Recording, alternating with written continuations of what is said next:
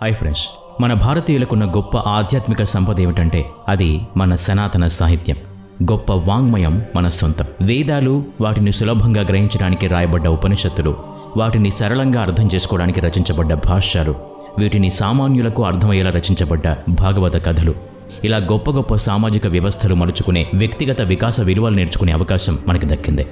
ఇప్పుడు మన వీడియోకి ఇది ఉపోద్ఘాతం అయితే కాదు, కానీ మహాభారతం వంటి సమస్త విషయాల సమష్టి సంగ్రహసారం మరొకటి లేదని ప్రవచనకర్తలు, ఆధ్యాత్మికవేత్తలు, మన పెద్దలు చెప్పి ఉన్నారు. అలాంటి మహాభారత గ్రంథంలో ప్రస్తావించబడ్డ 5 మహాశక్తివంతమైన రాజ్యాలేమిటో ఈ వీడియోలో చెప్పుకుందాం. ఆ రాజవంశాల్లో ఏ రాజులు మహాభారత కాలంలో రాజ్యాల్ని ఏలుతూ ఉన్నారో తెలుసుకుందాం. మహాభారత యుద్ధంలో గొప్ప గొప్ప రాజవంశాలు ఎన్నో పాల్గొన్నాయి. ఈ సంగ్రామంలో పాల్గొన్న వీరులు ఎందరో ఉన్నారు. 18 అక్షౌహిణుల సైన్యం యుద్ధం చేసింది.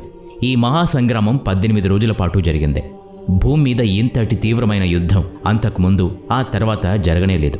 యుద్ధం విషయం కాకుండా మహాభారత కాలంలో ఎంతో సమృద్ధిగా రాజ్యపాలన సాగిన 5 ప్రసిద్ధ రాజవంశాల గురించి, ఆ రాజ్యాల గురించి తెలుసుకుందాం. శక్తివంతమైన రాజ్యం అంటే మగధ రాజ్యమే. మహాబలవంతుడైన జరాసంధుని నగరం మగధ. మహాభారత కాలంలో అందరికంటే అతిపెద్ద సైన్య సంపద ఉన్నది తన వద్దే. 23 అక్షౌహిణుల సైన్యం తన వద్ద ఉంది. అనేక మంది మహారాజులు ఇతనికి మిత్రుడు. వారిలో చేది వంశపు యాదవరాజు శిశుపాలుడు, అసోం రాజు భగదత్తుడు, మద్ర దేశాధినేత శల్యుడు, యవన దేశపు రాజు కాలయవనుడు, కామరూప రాజ్యపాలకుడు దంతవక్రుడు, కళింగ దేశాధినేత పౌండ్రక వాసుదేవుడు, గాంధార రాజు అంశుమంతుడు, ఇంకా అంగ, వంగ, కోసల, దశార్ణ, భద్ర, త్రిగర్త, శాలవ, ఇంకా అనేక రాజ్యాల రాజులు ఉన్నారు. అందరూ మహాపరాక్రమం కలిగిన వారే. శ్రీకృష్ణుని మేనమామ కంసుడు జరాసంధుని అల్లుడు. హరివంశ పురాణంలో అయితే కాశీ, కోసల, చేది, మాల్వ, విదేహ, అంగ, వంగ, కళింగ, పాండ్య, సౌబీర, మద్ర, కశ్మీర, గాంధార రాజ్యాల్ని జరాసంధుడు యుద్ధాల్లో గెలుచుకొని చక్రవర్తి అయినట్టుగా ఉంది. పాండవులు రాజసూయ యాగం చేసినప్పుడు జరాసంధుడు అడ్డు తగులుతూ ఉన్నాడు. శ్రీకృష్ణుని అండ ఉంది కదా అనుకోవచ్చు. కానీ జరాసంధుడు ఒక మల్ల యుద్ధంలో తన వైరి చేతిలో మరణించాలనేది ఒక ప్రారంధం. ఇక ఆ ప్రత్యర్థి భీముడు కాక వేరెవరున్నారు? శ్రీకృష్ణుని అడ్డు తొలగించుకోవటం జరాసంధునికి అవసరం. ఎందరో యోధుల్ని ఉసగొలిపినా ఏ ఉపయోగం లేకపోయింది. చివరికి శ్రీకృష్ణుని అండతోనే తెలివిగా వ్యవహరించి భీముడు జరాసంధుని చీల్చి చంపుతాడు. జరాసంధుని కథ అలా ముగిసింది. మహాభారతంలో మరో శక్తివంతమైన రాజు కంసుడు. ఇతని రాజ్యం మధుర. కంసుడు జరాసంధుని అల్లుడు. శ్రీకృష్ణునికి స్వయంగా మేనమామ. తన చెల్లి దేవకిని, బావ వసుదేవుణ్ణి కారాగారంలో బంధించి వారి అష్టమ సంతానం కోసం ఎదురుచూసినవాడు కంసుడు. ఆ అష్టమ సంతానం శ్రీకృష్ణుడే. కంసుడు శారీరకంగా మహాబలవంతుడన్నది నిజమే, కానీ అతనిలో ఎన్నో రాక్షస శక్తులు కూడా ఉన్నాయి. రాక్షసుల్ని ఓడించి తనకు దాసులుగా చేసుకున్నాడు. ఆ రాక్షసులు కంసుని రాజ్యానికి రక్షకులుగా ఉన్నారు. కంసునికి తన మామ జరాసంధుని తోడు కూడా ఉంది. ఇక కంసుడు తన మేనల్లుణ్ణి సంహరించడానికి ఎందరో రాక్షసుల్ని పంపిన సంగతులు, వారంతా బాలకృష్ణుడి చేతిలో హతమైన లీలలు మనకు తెలుసు. మధురకు పిలిపించిన కంసుణ్ణి యువకుడైన శ్రీకృష్ణుడు గద్దెమించి లాగి పిడిగుద్దులతో చంపిన సంగతి మనం విని ఉన్నాం. కంసవధ జరిగిన తర్వాత తన తల్లిదండ్రుల్ని కలుసుకున్నాడు శ్రీకృష్ణుడు. కంసుని సమయంలో మధుర మహాశక్తివంతమైన రాజ్యమని చెప్పడంలో ఏమాత్రం సందేహం అక్కర్లేదు. మహాభారత కథ మొత్తం నడిచిన మహాసామ్రాజ్యం గురించి తెలుసుకోకపోతే ఎలా? అది హస్తినాపురం కాక వేరే ఉందా చెప్పండి? ఆ హస్తినాపుర రాజ్యాన్ని కాపాడే అతిపెద్ద బాధ్యత భీష్ముడిది. జరాసంధ, కంసుల గురించి, వారి శక్తియుక్తుల గురించి చెప్పుకున్నాం కదా. కానీ వారిద్దరి సామర్థ్యం కలిసినా కూడా భీష్ముడు ముందు దిగదుడిపే. అందుకే వారెవరూ హస్తిన మీద కన్ను వేయలేదు. అలాగని భీష్ముడు రాజ్యాధినేత కాదు, రాజసింహాసనానికి మహారక్షకుడు మాత్రమే. శంతన మహారాజు తర్వాత విచిత్రవీర్యుడు, అతని తర్వాత పాండురాజు హస్తినాపురానికి రాజులయ్యారు. పాండురాజు మరణించాక ధృతరాష్ట్రుడు సింహాసనాన్ని అధిష్ఠించాడు. అయితే అంధుడైన అతనికి అర్హత లేకున్నా కుటిల ఉపాయాలతో భావోద్వేగాల్ని రెచ్చగొట్టి తాను హస్తినాపురానికి రాజయ్యాడు. హస్తినకు రాజెవరైనా గాని రాజ్య రక్షణ, సింహాసన గౌరవం భీష్మునికి అత్యంత ప్రాధాన్యం. అందుకే హస్తిన వైపు చూపు సారించే సాహసం చేసిన వారు కూడా లేరు. కురుక్షేత్ర సంగ్రామం తర్వాత ఇంద్రప్రస్థం కూడా హస్తినాపురంలో కలిసిపోయింది. ఈ మహాసామ్రాజ్యానికి పంచపాండవులు రాజులయ్యారు.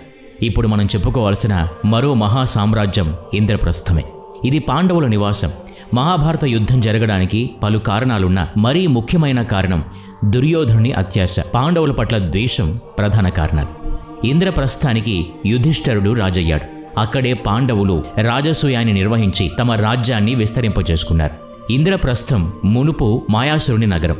శ్రీకృష్ణుని సహాయంతో పాండవులు విశ్వకర్మను పూజించగా ఆయన దీన్ని ఎంతో సుందరంగా సురక్షితంగా నిర్మించారు. ఈ నగరంలోకి అనుమతి లేని ప్రవేశం అసాధ్యం. దాడి చేయడమూ జరగని పనే. చెప్పాలంటే భీష్మునికి కూడా సాధ్యం కాదు.